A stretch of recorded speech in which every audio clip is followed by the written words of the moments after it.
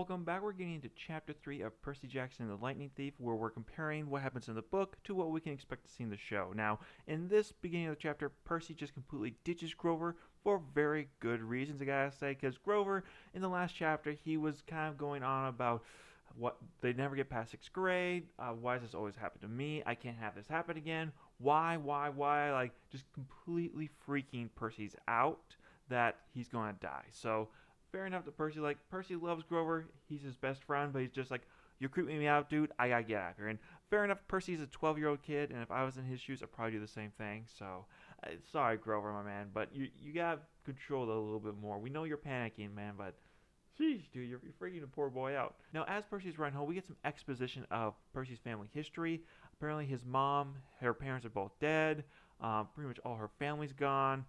There's an uncle that had been around for a little while, and she was taking care of him, but unfortunately, he eventually passed away too, and she was never actually able to go to college where she wanted to learn how to become a writer.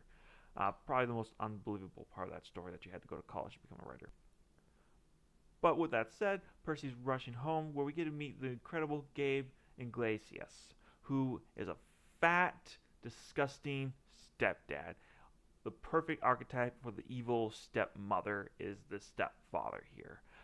Percy and him never got along. They may have gotten along for like maybe the first little bit when they first got together, as it says in the book, but since then they're just pretty making Percy's mom's life a living hell. And Percy doesn't get why she's with this fatso, because she's a great lady, and somehow she ends up with a piece of trash like this. Kind of reminiscent of modern day life, where you meet this awesome dude, but his wife is horrible, or you meet this awesome chick, and the dude's personality is just trash. So not all the time, but you know when you meet those couples, you're just like, what the heck are you doing with this person? So we kind of get that going here with this story. Now, Gabe, he doesn't even say hi. He doesn't say, how's it going? Hey, I'm sorry to hear about what happened to your school year. Sorry to see your grades. No, instead, he's just like, hey, welcome back. Do you got any cash? And Percy just tries to fend him off. Like, no, I don't. But Gabe, one thing he is good at is sniffing out money. He's like, well, you probably used a 20 to get your ticket. Tickets cost probably about $6-7. So you got some change left over, right? And, I mean, I gotta say, like, if our bus tickets were only $6 or $7, that'd be steal, dude. Like nowadays, you know what? To be fair, I haven't ridden the bus in a long time, but I'm gonna just guess. I'm gonna guess right off the top of my head that the inflation prices from the mid 2000s has gone way up from what it was $6-7. So, uh, steal back then, but I get the drift of what they're saying. Percy tries to defend it a little bit more, and the buddies that Gabe's playing poker with try to defend Percy a little bit, but Gabe just completely ignores them and presses Percy a little bit. So Percy's like, fine, here's the money, I hope you lose, and he goes off to his room. Now, when he's in his room, he lays down for a little bit, and then he starts to having what can be described as the events of the day starting to catch up with him. He's starting to fantasize that monsters are coming all over the place, that they're closing in on him, when all of a sudden his mom Sally shows up out of nowhere, smelling like the candy shop at the Grand Central Station. Now, it's a touchy reunion between mom and son, and they talk about their school year. Percy's putting such a good spin on it that he almost is believing that he had a good time himself, until he slips up by mentioning the museum trip, which Percy's mom like, what happened on that trip? And he's just like, oh, nothing, it was just usual. But instead of digging into the museum trip like she'd like to, she tells Percy that they're going to be taking a trip to the beach. Percy chiming in with his question of if it's Montauk, and his mom saying yes. Now, apparently, Monta is a place that Percy and his mom have been going to for quite some time.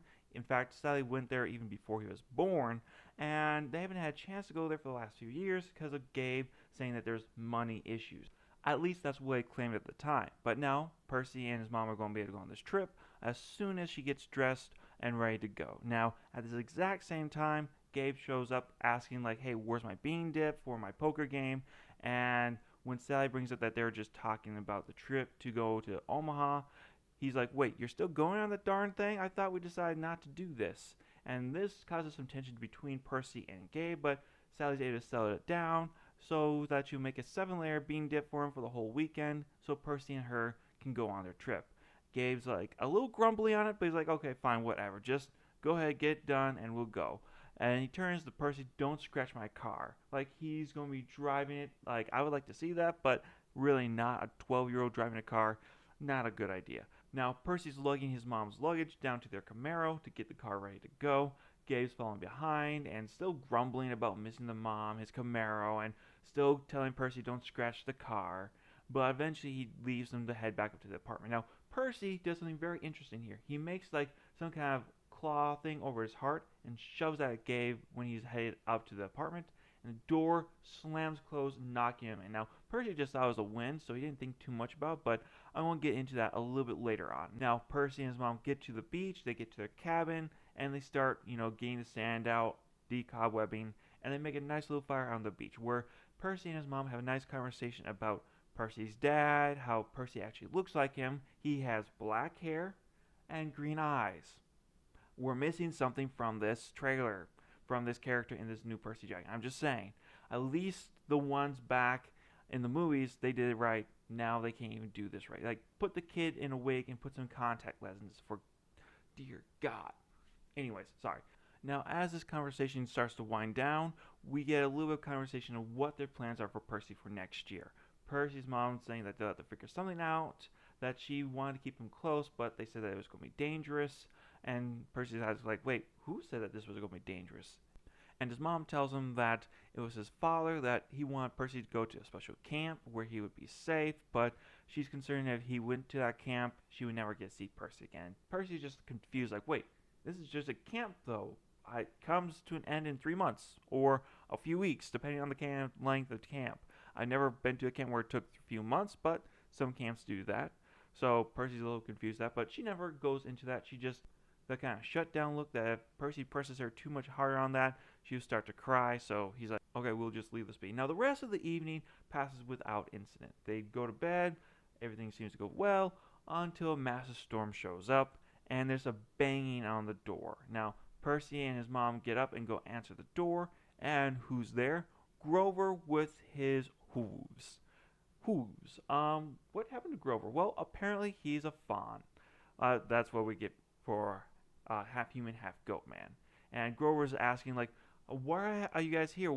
Are you guys crazy? Like, why? I've been searching for all night. And Percy's mom's just freaked out. Not at Grover, but at Percy for the reason why Grover's there. And at that point, Percy's mom uses a tone of voice that she's never heard. It's a very stern, disciplinary voice asking, like, Percy, what is going on? What did you not tell me? And at that point, Percy just lets everything loose about the whole museum thing, about Mrs. Doss, about the three ladies on the side of the road. And at each story, his mom's face just comes horrified. And at this point, Percy's mom apparently makes a decision. She orders both the boys to grab their stuff and get into the car, and they drive off to somewhere. Who knows? That's kind of where we end in this chapter. Now, with that said, what are they going to have in this chapter in the actual show? Honestly, I think they better add everything into it. You better have Percy showing him that he's ditching Grover because he's freaked out. You gotta have that interaction between Percy and Gabe to show the evil stepdad. Very important. I love that dynamic there.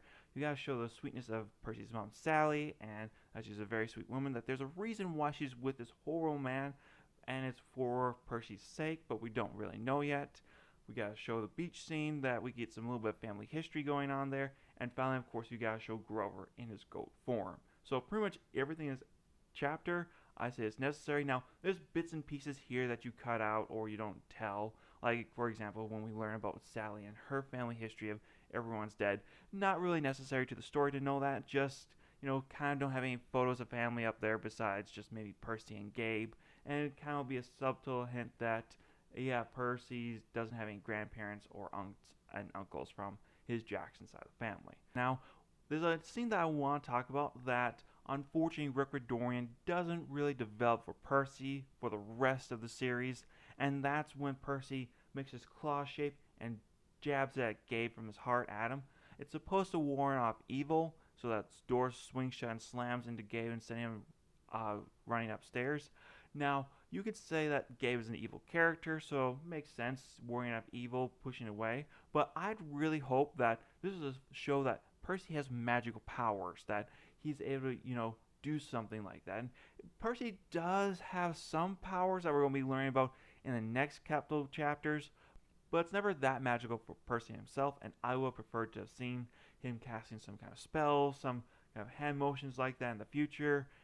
We do get him using powers later on, but nothing that fantastic. Well, I guess is that fantastical, just in another sense. Water and the elements, but still, I kind of would have liked to see that more magical side instead of having to wait till another series to bring that in to be a prominent form in the books.